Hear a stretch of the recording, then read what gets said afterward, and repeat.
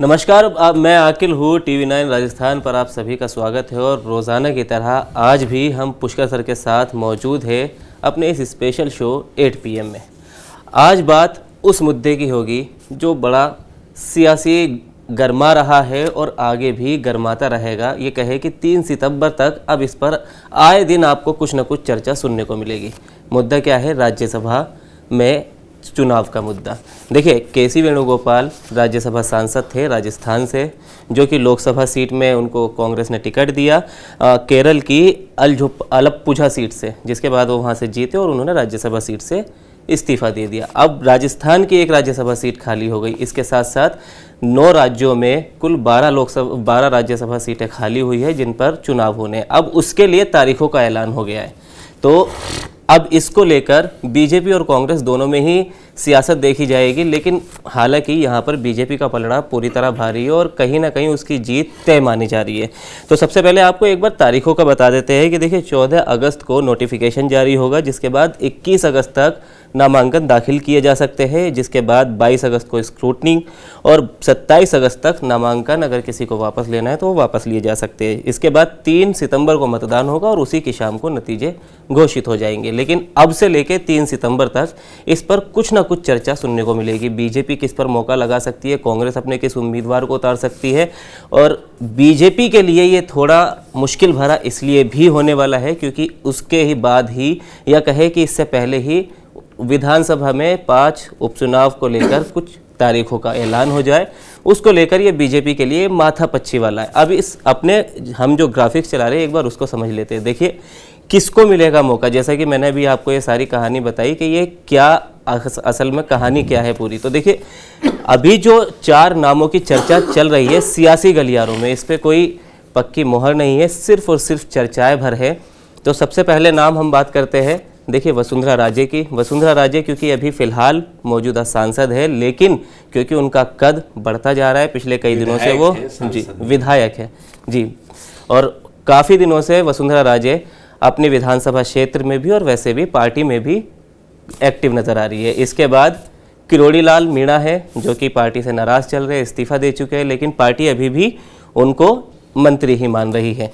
क्योंकि आप देखिए, राजस्थान में बारिश ने क्या हाल कर रखा है, जगह जगह बेहाल हाहाकार है, और वहीं बीजेपी अभी भी उनको आपदा मंत्री ही मान रही है। कई लिस्ट में उनका नाम भी देखा गया है। इनके अलावा राजेंद्र राठौड़ और सतीश पुनिया, इन दोनों का नाम है। सतीश पुनिया जो कि हरियाणा के प्रभारी, और राजेंद्र राठौड़ भी लगातार हर बीजेपी कार्यक्रम में दिखते रहते हैं और उनका भी कोई ना कोई बयान सामने आता रहता है। तो सर, सबसे पहले इन सब बातों को लेकर आप क्या सोचते हैं, और उसके बाद हम अपने सवालों के एक छोटा सा पहले विश्लेषण राज्यसभा सीट को लेकर, फिर हम सवालों की बात करेंगे, फिर आगे बढ़ेंगे। देखिए, ये सीट आनी है 2026 तक की जी, और आगे भी जब सीट आएगी तो उसमें बीजेपी के पास अपर हैंड रहेगा जी, क्योंकि अभी एक सीट है और जो फॉर्मूला निकलेगा उसमें 99 आपने बता ही दिया वो। हाँ जी सर। इसमें कांग्रेस नहीं लड़ेगी, ये आप जो कह रहे थे वो इसको आप करेक्ट कर लीजिए। जब है नहीं तो हॉर्स ट्रेडिंग होने जा नहीं रही है, काफी लंबा फर्क है क्योंकि हाँ, तो या तो 2, 4, 5 सीट, और ये तब आसान ज्यादा होता है जब नेक टू नेक न लड़ाई हो 2-3 प्रत्याशियों की। भाई ऐसा करती है पार्टी, अगर मान लीजिए अभी 2 सीट पे होता जी, और यहाँ पर बिल्कुल नेक टू नेक बीजेपी के पास फंसे होते, एक सीट 4142, तो सोचते पता नहीं कौन किधर।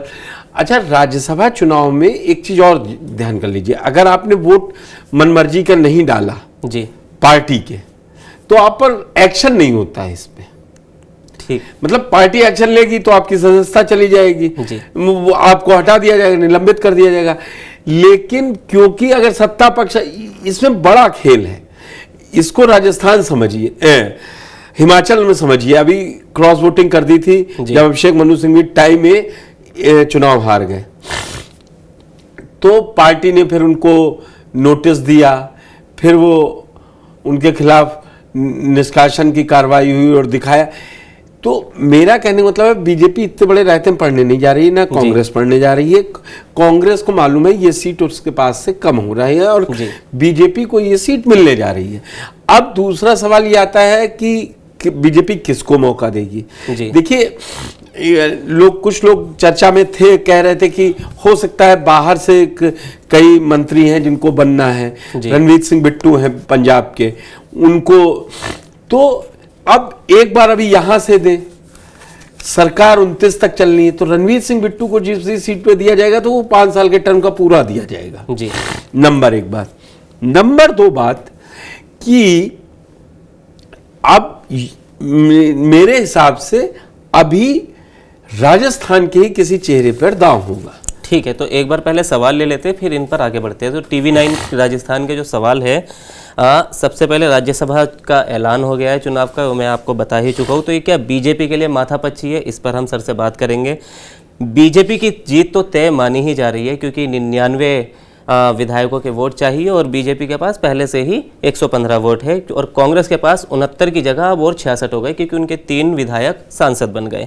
इसके अलावा इसीलिए सस्पेंस अभी बीजेपी के भी बराबर, बीजेपी किसके नाम पर मुहर लगाएगी ये भी बराबर सस्पेंस लगातार बरकरार है। इसके अलावा हमारा जो तीसरा सवाल है कि भाई संगठन के पुराने कार्यकर्ताओं को मौका मिलेगा, जैसा कि अभी सर बात कर रहे थे, या फिर नए कोई सीनियर नेता का एडजस्टमेंट यहाँ पर किया जा सकता है। जैसा अभी हमने आपको ग्राफिक्स में भी दिखाया है कि वसुंधरा राजे भी है, राजेंद्र राठौड़ भी है, सतीश पुनिया भी है, या फिर कोई संगठन के पुराने कार्यकर्ताओं को मौका दिया जा सकता है, जैसे भजन लाल शर्मा को भी मिला। इसके अलावा राज्यसभा में भेजे जाने वाले के लिए बीजेपी में कौन सा गुट हावी हो सकता है, तो गुटबाजी को लेकर भी बात करेंगे। और सर इन्हीं सवालों पर इस चर्चा को एक बार आगे बढ़ाते हैं। सबसे पहले माथापच्ची बहुत जो आपने सवाल उठाया, ये बड़ा मौजूद सवाल है मेरे हिसाब से, कि पार्टी को बैलेंस बनाना होगा, कास्ट कॉम्बिनेशन बनाने को देखते हुए, क्योंकि अभी मदन राठौड़ को बना चुके हैं जी। उसके बाद चुनाव जीतने के बाद आदिवासी नेता गिरियासी को बना चुके हैं, 2 घनश्याम तिवारी 3 हैं, और एक 2 नेता और कोई वो नरेश डांगी, राजेंद्र गहलोत है बस, और नरेश डांगी जी। तो पिछड़ा कॉम्बिनेशन भी पूरा है। मुझे लगता है कि कोई दलित चेहरा भी माइंड में चल रहा होगा पार्टी के, क्योंकि आदिवासी को अभी दिया है, वो 6 साल रहेंगे ही। पार्टी इन सब के बीच अगर देखा जाए तो वो ये भी आकलन करेगी कि किस क्षेत्र का है, कि जो 11 सीटों का नुकसान हुआ है, मैसेजिंग का काम करना चाहेगी इस सीट पे, कि किसी जो एक राजपूत वर्सेस जाट चल रहा है, बीजेपी में गुटबाजी है 2 नंबर, 3 नंबर ये है कि क्या पुराने कार्यकर्ताओं को मौका दें। तो इन 3 सवालों में जो उलझी है, तो हम जो अभी आप जो ये दिखा रहे हैं उसमें ये है कि ऐसे किसी नेता को दिया जाए। किरोड़ीलाल मीणा की अगर मैं पहले बात करूं तो किरोड़ीलाल मीणा दौसा सीट पे दलित चेहरे में आएंगे जी, और मतलब यहां पर, और उसमें मीणा समाज से आएंगे, तो ये लगेगा कि अब दिया किसको जाए जी, मतलब क्योंकि वहां चुनाव है मुरारीलाल मीणा वाली सीट पर, तो वहां पर ये बड़ी अजीबोगरीब स्थिति है। आप ये मान लीजिए कि राजपूत को देने जाएं तो फिर जाट नाराज है, जाट नाराजगी का कारण है। सतीश पुनिया शांत हैं, उन्होंने 25 भेजे थे। सतीश पुनिया के विरोध में एक चीज जाती है कि वो अपना चुनाव हार गए थे जी, और वही चीज जाती है राजेंद्र राठौड़ के।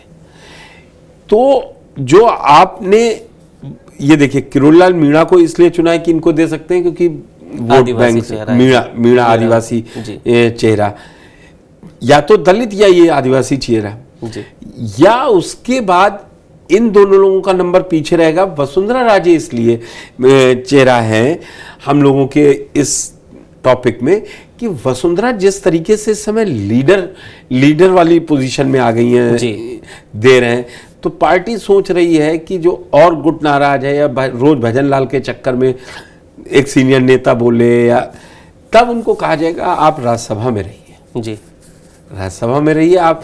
भाई फिर वही आएगा सवाल, इतनी सीनियर नेता राज्यसभा में भेजेंगे तो फिर क्या मंत्री बनाएंगे जी।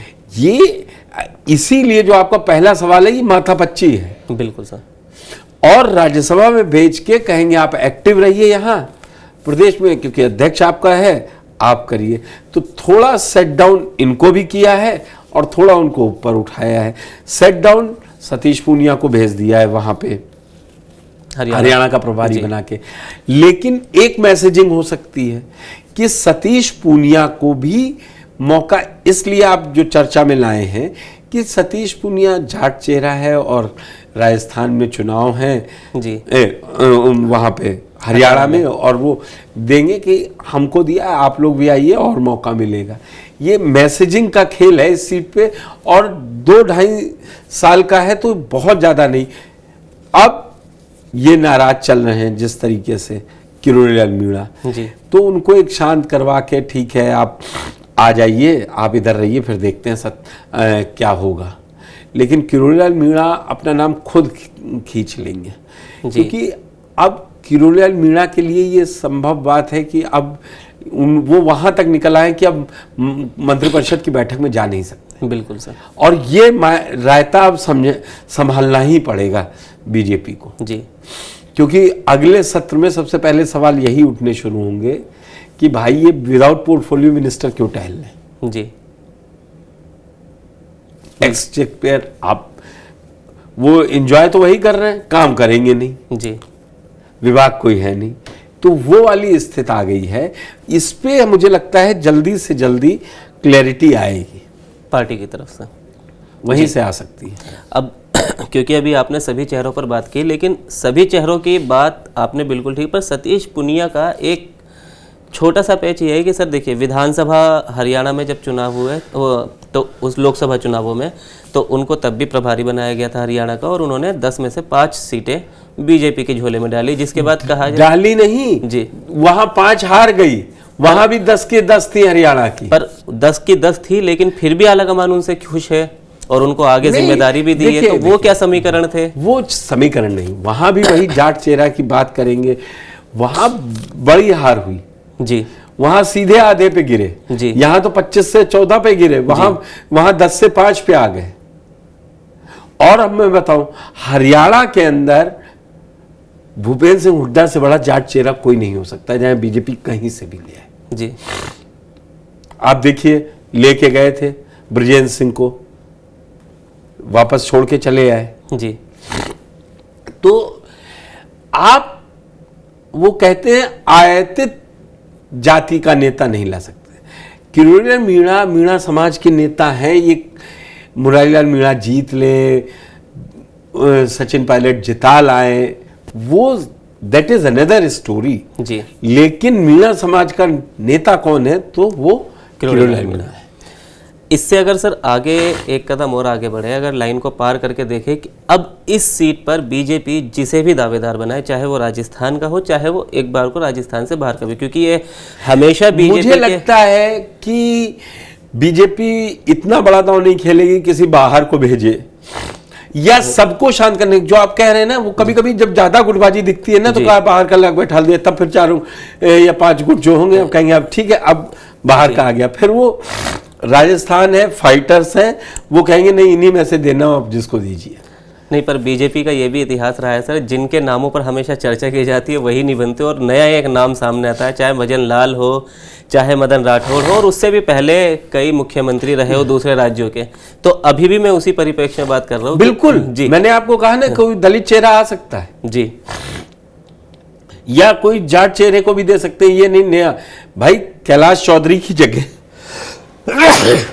जी, पूरे उसमें एक जाट मंत्री है मंत्रिमंडल में, कैलाश चौधरी अजमेर से, जो भागीरथ चौधरी जो वहां से अजमेर से दे सकते थे ना, और भी मंत्री बना सकते थे ना। समझ बीजेपी के लिए चक्कर, ये आपने बिल्कुल सही कहा, जो चर्चा में आ जाता है बीजेपी, इस बीजेपी में 2014 वाली बाद वाली या अमित शाह मोदी वाली बीजेपी में, ये क्लियर है कि जो ज्यादा नाम चला तो वो घर बैठे। बिल्कुल। और अगर इससे आगे उपचुनाव या पंचायती चुनाव को लेकर बात करें कि इस बीजेपी के इस दाव का क्या उन पर असर पड़ेगा? बिल्कुल नहीं। देखिए, नेता दिया जाता है तो वो अपनी मेहनत करता है, जाके गांव घर शहर जाता है, वो इसीलिए जाता है कि थोड़ा माहौल बन सके कि हमको दिया है, जी। चेहरा होता है, आखिरी में चेहरा वोट कौन मांगा जाता है? आदमी कहता है ये सेट कर दिया, वो सेट कर दिया। 10-15 साल अब ये सरकार लगातार चलेगी जी, 5 तीसरे टर्म, आखिरी में चेहरा क्या होता है? मोदी जी को वोट देने। तो वोट किसके नाम पे पड़ता है ये मालूम है लोकसभा में। राज्यसभा में ऐसा चेहरे समस्या नहीं, आला कमान ने जो भेज दिया पार्टी ने ले लिया। लेकिन विधानसभा, नगर पंचायत, इसमें आप बड़ा फेस नहीं, तो इसमें नाम आएगा कि भजन लाल जी की जिम्मेदारी होगी। इसमें भजन लाल जी ये नहीं कह के बच सकते हैं कि आपने राज्यसभा उसको दे दी थी। जी, आपके हाथ में सत्ता है, पूरा प्रदेश चला रहे हैं, उनको खुश कीजिए जो आपको लग रहा है। एक नेता को एक पद देके पूरा समाज खुश हो सकता है, तो ऐसे काम क्यों ना किए जाए कि पूरा समाज खुश हो जाए। मेरा आखिरी सवाल पुष्कर सर आपसे यही रहेगा कि आपने बिल्कुल मुझे ठीक किया जो मैंने शुरुआत में गलती की कि कांग्रेस भी उतार सकती है। कांग्रेस नहीं उतारेगी क्योंकि उस बहुत दूर है, वो आंकड़ों से बहुत दूर है। लेकिन बीजेपी किसको उतारेगी, किस पर दाव लगाएगी, इस पर कांग्रेस की तो राजनीति गरमाएगी। कांग्रेस जरूर कुछ ना कुछ मुद्दा उछालेगी या नहीं? क्योंकि कांग्रेस में बताइए कितने आदमी, राजेंद्र गहलोत को छोड़कर कौन सा यहाँ से केसी वेणुगोपाल, रणदीप सुरजेवाला, सोनिया गांधी, ये कहां से हैं? जी, सब बाहर से। तब फिर मुद्दा बनाने को बाइट उसमें देंगे कहे तो आप अगर यहां ये कहेंगे कि बाहर से किसी को बना दिया, तो वो पूछेंगे सोनिया गांधी कहां की है। जी, तो ऐसी गलती कांग्रेसी कम करेंगे तो वो वहां से ज्यादा डांट पड़ेगी। चलिए ठीक है सर, तो फिलहाल आपको एक बार और बता देते हैं कि भाई राज्यसभा चुनाव के लिए तारीखों का ऐलान हो गया है। अब तक कांग्रेस के पास 6 सांसद थे राजस्थान से, लेकिन अब क्योंकि केसी वेणुगोपाल ने इस्तीफा दिया और उसके बाद अब दोबारा वहां पर चुनाव होने और बीजेपी का आना तय है, क्योंकि बीजेपी के पास नंबर है विधायकों के, 115 विधायक है। तो अब इस चुनाव के बाद 3 सितंबर के बाद जो अभी लगभग उम्मीद है, क्योंकि होना तो तय बीजेपी का ही है, लेकिन फिर भी कहे कि अब 3 सितंबर के बाद 5 कांग्रेस के पास और 5 राज्यसभा सांसद बीजेपी के पास होंगे। तो यहाँ दोनों का आंकड़ा बराबर का हो जाएगा।